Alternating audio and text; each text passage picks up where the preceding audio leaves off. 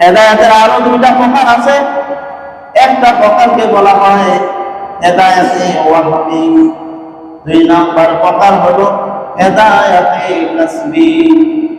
হেদায়েতে ওয়াহাবি বলা হয় এমন হেদায়েতকে যে হেদায়েত আল্লাহ তাআলা সমস্ত বান্দাকে, সমস্ত মানবকে নিজ অনুগ্রহে চাওয়া ছাড়াই আল্লাহ তাআলা দিয়া দেয়। একটা মুরগি জন্ম নেওয়ার পরে সে নিজে কিভাবে খাবার খাবে তাকে চিনাইব, আল্লাহ তাআলা বুঝাইয়া দিছে, চিনাইয়া দিছে।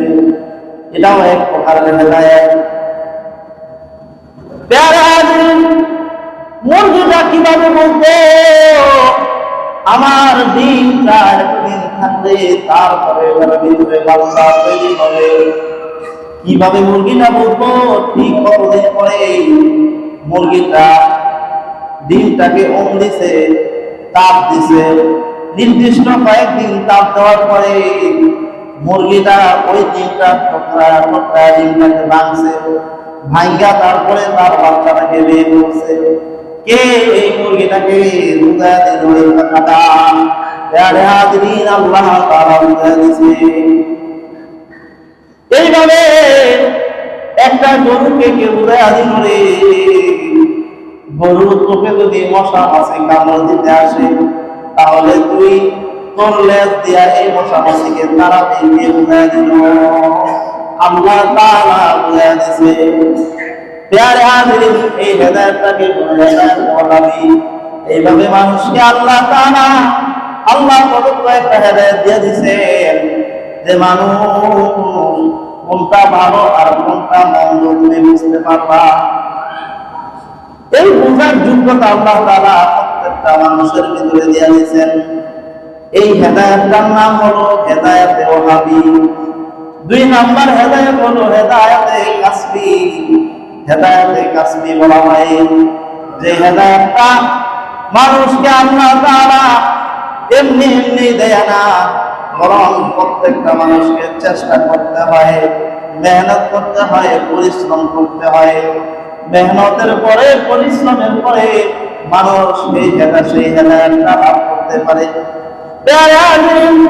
আর এই দ্বিতীয় প্রকারের হেদায়েতের জন্য আল্লাহ তাআলা নবী পাঠাইছেন, রাসূল পাঠাইছেন, কোরআন পাঠাইছেন, উলামায়ে কেরামকে নবীর ওয়ারিস হিসেবে পাঠাইছেন।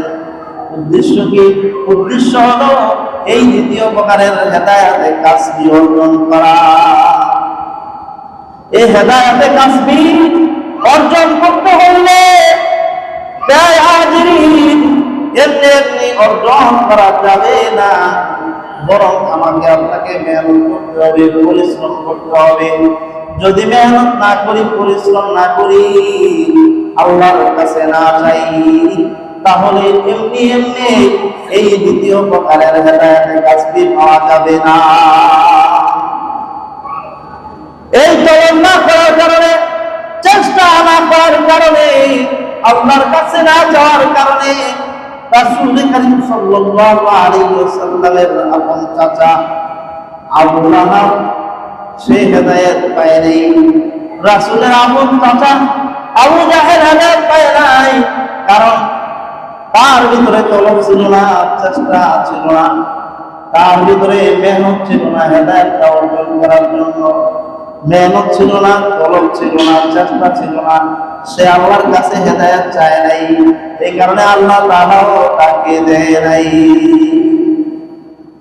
কিন্তু সালমান ফারসি রাদিয়াল্লাহু তাআলা পারস্যের অধিবাসী, মক্কার অধিবাসী না, পারস্যের অধিবাসী।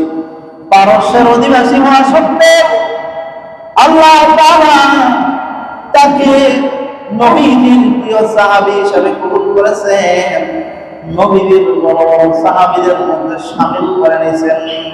কারণ কি? কারণ হলো এই সালমান ফারসি রাদিয়াল্লাহু তাআলা ভিতরে চেষ্টা ছিল, মেহনত ছিল, পরিশ্রম ছিল।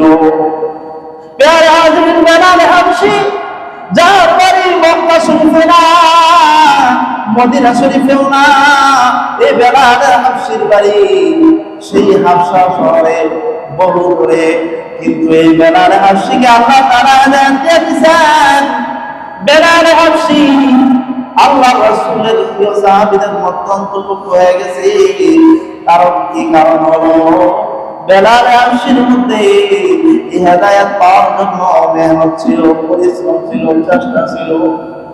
এই হেদায়েতের জন্য কোন যোগ্যতা লাগে না, চেহারা লাগে না, সুন্দর চেহারা লাগে না, সুঠাম দেওয়া লাগে না, পেয়ারে হাজির, বরং একটা সুস্থ অন্তর লাগে। এমন অন্তর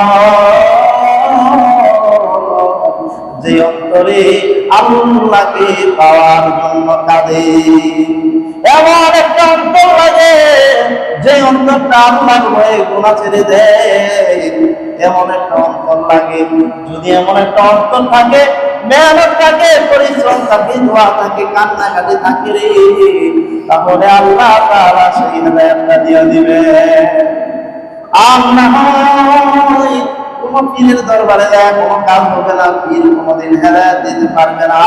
কোন হুজুরের দরবারে যায় বললেও কাজ হবে না, হুজুর কোনোদিন হেদায়েত দিতে পারবে না। সব ইব্রাহিম আলাইহিস সালাম ঈমান যখন আনেন নাই, তখন আল্লাহর কাছে বলতেছে, ও মালিক, তুমি যদি দয়া করে আমাকে হেদায়েত না দাও তাহলে আমি পথভ্রষ্ট হয়ে যাব, জালিম হয়ে যাব। ও আল্লাহ, তুমি দয়া করে আমাকে হেদায়েত দিয়ে দাও। ইব্রাহিম আলাইহিস সালাম আল্লাহর কাছে এই দোয়া করার পরে আল্লাহ তাআলা ইব্রাহিম আলাইহিস সালামকে হেদায়েত দান করেছিলেন।